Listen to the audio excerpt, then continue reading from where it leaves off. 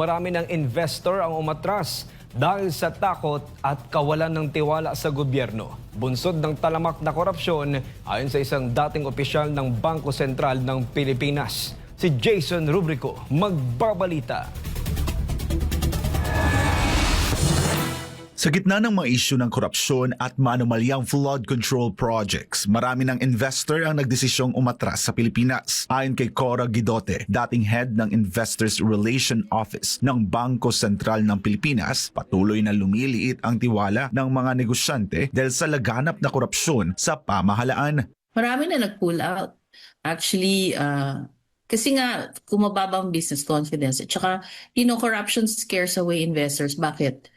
Kasi it increases the cost of business. Siyempre, manghihingi ng lagay yung mga people that they deal with in government. If I'm an investor, asan ang ROI ko? Asan ang return on investment ko? Wala, di ba? So I would rather invest in other countries where I can make more money and it will be easier for me to do business in those countries. Ayon kay Guidote, sa nakalipas na 3 taon, nagnegatibo ang net foreign direct investment sa bansa. Ibig sabihin, mas maraming kapital ang lumalabas kaysa pumapasok.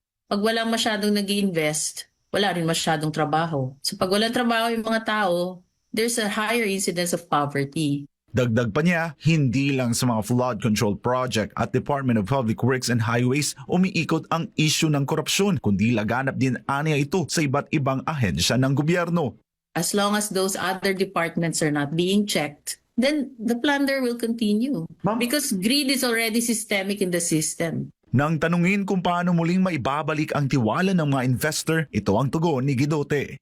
The government has to be accountable. And who has to be accountable? Those that approve the General Appropriations Act. So if they cannot address that, then you need a change in leadership.